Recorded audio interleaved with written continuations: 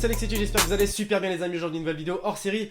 Celle de la semaine dernière, elle vous a beaucoup plu concernant les joueurs qui ont joué dans un club, qui sont partis et qui sont revenus par la suite.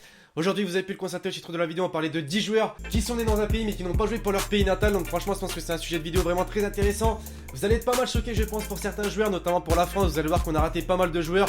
Peut-être que certains d'entre vous vont le regretter d'ailleurs les amis. N'hésitez pas à me faire savoir d'ailleurs dans les commentaires si vous voulez voir d'autres vidéos hors série sur la chaîne. Je pense que ça peut vraiment vous plaire. Si c'est le cas, comme d'habitude, vous me dites des concepts dans les commentaires. Et donc écoutez, on n'est pas là pour faire une intro de 20 minutes. On va directement commencer le sujet de la vidéo. C'est parti.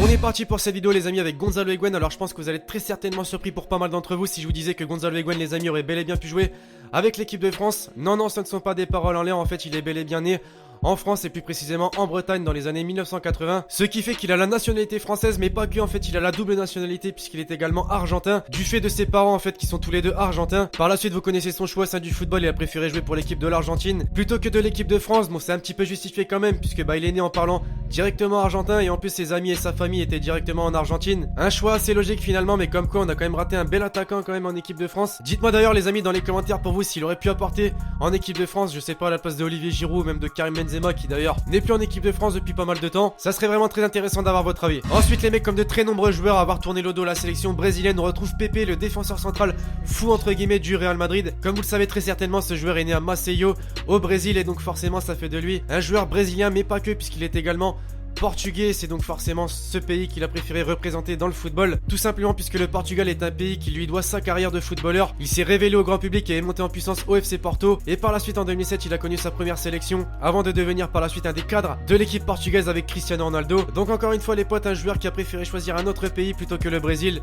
assez étonnant. On poursuit les potes cette fois-ci avec un autre joueur qui aurait bel et bien pu jouer pour la sélection du Brésil, cette fois-ci Diego Costa. Je pense que je ne vous l'apprends pas encore une fois, Diego Costa est né au Brésil et plus précisément à Lagarto, mais vous savez qu'il y a quelques temps il a préféré jouer pour la sélection espagnole plutôt que la sélection brésilienne. Un choix apparemment financier selon l'ancien sélectionneur du Brésil qui d'ailleurs par la suite ont voulu lui retirer sa nationalité brésilienne. Alors certains d'entre vous, tout comme moi d'ailleurs, vous vous demandez pourquoi est-ce qu'il a choisi l'Espagne. Je ne saurais pas du tout vous dire puisque franchement au Brésil ils avaient besoin d'un pur buteur. Ça aurait pu vraiment être le joueur phare on va dire au Brésil, mais non il a préféré jouer pour l'équipe espagnole dans laquelle d'ailleurs il a pas été très irréprochable puisque d'ailleurs l'équipe espagnole n'a pas été loin durant la Coupe du Monde 2014. Donc un choix encore une fois invraisemblable. Désormais les gars, on va parler de la pépite Raheem Sterling qui aurait bien pu ne jamais revêtir la tunique de l'Angleterre les amis, tout simplement puisqu'il est né en Jamaïque et plus précisément à Kingston. Voilà, je ne vous l'apprends pas, la sélection jamaïcaine n'est pas forcément la plus renommée on va dire, et forcément à l'âge de 7 ans en rejoignant l'Angleterre et plus précisément les Queen's Park Rangers où il a été formé, il a préféré choisir la nationalité anglaise où par la suite il a pu être sélectionné. Malheureusement jusqu'ici il n'a rien remporté avec l'Angleterre, mais malgré tout ça il a quand même cartonné, que ce soit à Liverpool ou même par la suite à Manchester City où d'ailleurs ils l'ont recruté pour 62,5 millions d'euros et c'est donc forcément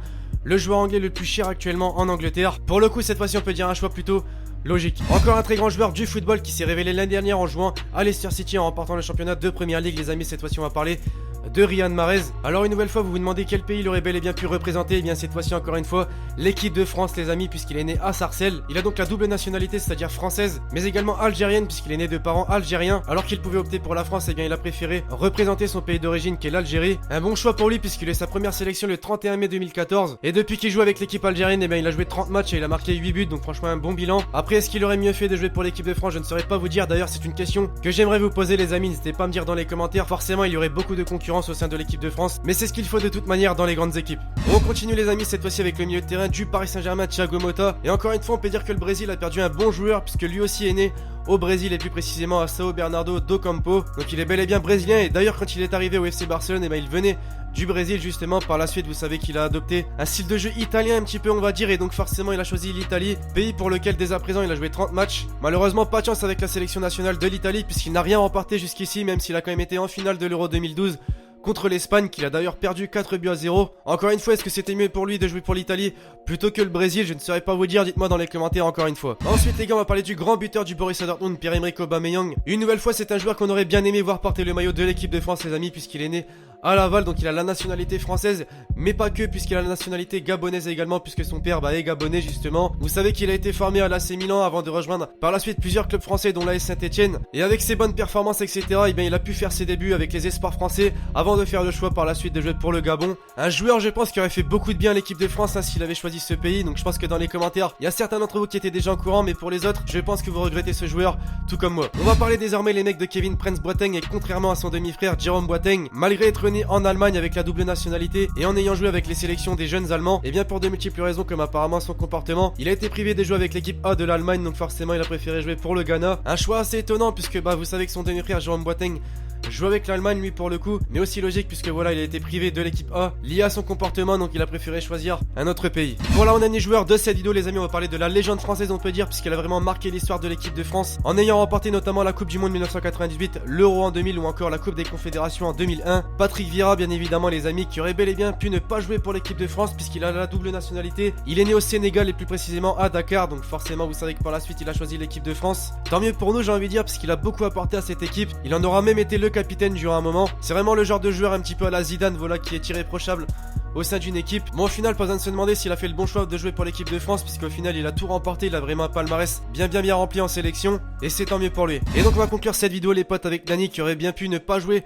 aux côtés de Cristiano Ronaldo, de Pepe, etc. au Portugal, puisqu'il est né au Cap-Vert les amis. En fait il a immigré au Portugal quand il était plus jeune. À 16 ans en fait il s'est fait repérer par le Sporting Portugal et le Benfica Lisbonne, mais il a choisi finalement de jouer pour le Sporting Portugal, une équipe à cette époque qui était remplie de talents, qui actuellement sont vraiment les stars du football, hein. Je pense notamment à des Luis Figo, des Paulo Futre ou encore des Cristiano Ronaldo. Forcément suite à ce passage de réussite on peut dire, il a préféré jouer pour le Portugal, pays pour lequel il n'avait rien apporté jusqu'à ce qu'il y ait l'Euro 2016 où là il a remporté cette compétition. Malheureusement pour nous c'était contre l'équipe de France en finale, donc son seul palmarès en sélection on va dire c'est l'Euro 2016. Pour le coup cette fois-ci encore une fois la question ne se pose pas, est-ce qu'il a mieux fait de jouer pour le Portugal plutôt que le Cap-Vert?